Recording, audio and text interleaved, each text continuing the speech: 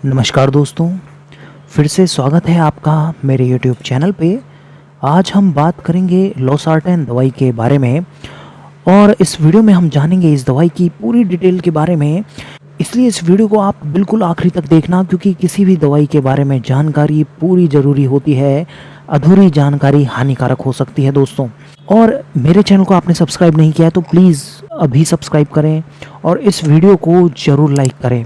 चलिए शुरू करते हैं दोस्तों सबसे पहले जानते हैं लोसार्टेन दवाई के उपयोगों के बारे में। देखिए दोस्तों, इस दवाई का सबसे बड़ा उपयोग हाइपरटेंशन में किया जाता है। दोस्तों, जब भी ब्लड वेसल्स पर बहुत ज़्यादा प्रेशर पड़ रहा होता है, उस कंडीशन को हाइपर टेंशन बोलते हैं। हाइपर मतलब ज़्यादा होना, टेंशन मतलब ब्लड वेसल्स में ब्लड का जो टेंशन होता है दोस्तों वो ज़्यादा होता है, तो उसे हाइपरटेंशन बोलते हैं।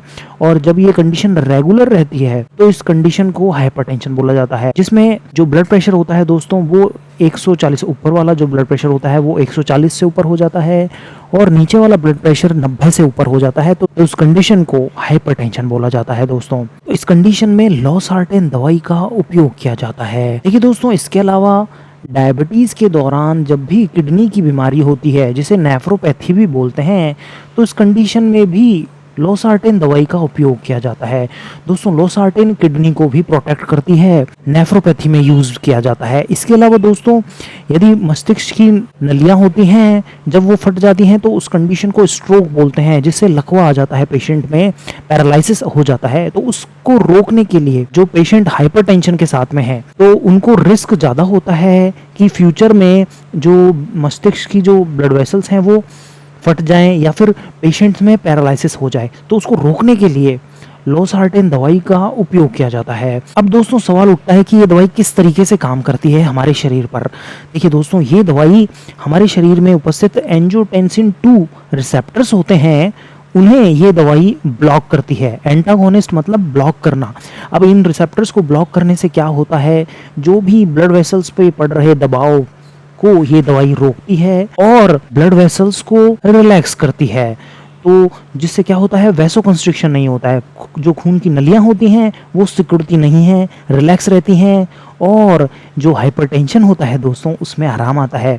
इसके अलावा दोस्तों, ये दवाई एल्डोस्टेरोन सीक्रेटिंग इफेक्ट को भी कम करती है, जो कि किडनी पर असर डालता है और इससे क्या होता है, जो नेफ्रोपैथी होती है दोस्तों उसमें आराम आता है। तो इसका जो पूरा मेन एक्शन है वो एंजियोटेंसिन 1 रिसेप्टर को ब्लॉक करने की वजह से आता है। आइए दोस्तों जानते हैं लोसार्टेन के कॉन्ट्राइंडिकेशंस के बारे में। देखिए दोस्तों, इन दो कंडीशन में आपको ये दवाई उपयोग में नहीं लेनी चाहिए। जैसे किसी को एलर्जी है इस दवाई से तो इस दवाई का वापस उपयोग नहीं करना चाहिए। इसके अलावा दोस्तों, यदि कोई प्रेग्नेंट है या फिर कोई माँ अपने बच्चे को दूध पिला रही है तो भी दोस्तों लोसार्टेन दवाई का उपयोग नहीं करना होता। जानते हैं इसके साइड इफेक्ट्स के बारे में। देखिए दोस्तों, यदि किसी ने इस दवाई को लिया है तो थोड़ी थकावट फील हो सकती है। ब्लड प्रेशर को ये दवाई कम करती है तो लो ब्लड प्रेशर रह सकता है। सूजन थोड़ी आ सकती है शरीर में। इसके अलावा दोस्तों, ग्लूकोज की कमी हो सकती है। किसी किसी पेशेंट में डायरिया, खून की कमी और वॉमिटिंग भी देखने को मिल सकती है। इसके अलावा बैक पेन भी हो सकता है। पोटेशियम का जो लेवल है दोस्तों वो बढ़ जाता है इसको लेने के बाद में। इसके अलावा दोस्तों, एंजियोएडिमा भी किसी किसी पेशेंट में देखने को मिल सकता है। दोस्तों, ऐसा नहीं है कि हर पेशेंट में ये सारे साइड इफ़ेक्ट्स देखने को मिले, मगर किसी किसी पेशेंट में ये सारे साइड इफ़ेक्ट्स देखने को मिल सकते हैं। इसलिए इस दवा का उपयोग आप डॉक्टर की सलाह से ही करें। दोस्तों, अगर आप दूसरी दवाइयों के साथ में इस दवाई का उपयोग कर रहे हैं तो आप डॉक्टर को ज़रूर बताएं, क्योंकि हो सकता है ये दवाई हाइपरकैलमिया कर सकती है। जो पोटेशियम का जो लेवल है दोस्तों वो बढ़ सकता है। और इसके अलावा दोस्तों, यदि आप दर्द की दवाइयाँ ले रहे हैं तो इसका जो असर है, इस दवाई का असर है वो कम हो सकता है।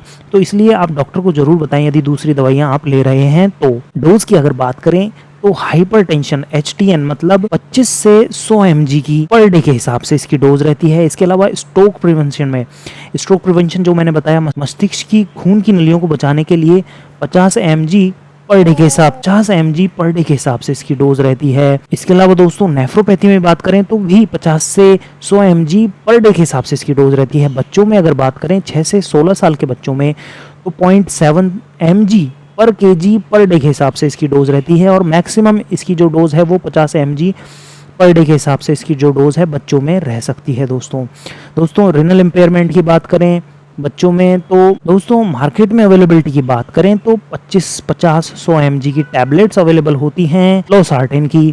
और दोस्तों इस दवाई को लेने के बाद में, जैसा कि मैंने बताया, ये दवाई ब्लड प्रेशर पर असर डालती है, हार्ट रेट पर भी असर डालती है। तो ये दोनों चीज़ें मॉनिटर करना ज़रूरी है कि इन पर कितना असर देखने को मिल रहा है। इसके अलावा दोस्तों सूजन तो ज़्यादा नहीं आ रही है शरीर में, वो भी देखना ज़रूरी है। और सीरम क्रिएटिनिन और BUN का लेवल, इसके अलावा पोटेशियम का लेवल भी मॉनिटर करना ज़रूरी है, क्योंकि ये दवाई इन सभी पैरामीटर्स पर असर डालती है। तो इन चीज़ों को मॉनिटर करेंगे तो बहुत अच्छा रहेगा। दूसरी दवाइयाँ कफ की प्रॉब्लम करती हैं, मगर ये दवाई लोसार्टेन दवाई ये प्रॉब्लम नहीं करती है। और जैसा मैंने पहले बताया, पोटेशियम का लेवल जो है इस दवाई से डिस्टर्ब हो सकता है, और सीरम क्रिएटिनिन का जो लेवल है वो भी डिस्टर्ब हो सकता है इस दवाई से। तो इन बात का ध्यान रखना बहुत जरूरी है इस दवाई को लेते समय। सो ये था लोसार्टेन दवाई के बारे में। ये वीडियो आपको कैसा लगा प्लीज़ आप कमेंट करें, इस वीडियो को जरूर लाइक करें और मेरे चैनल को जरूर सब्सक्राइब करें। ये वीडियो देखने के लिए धन्यवाद।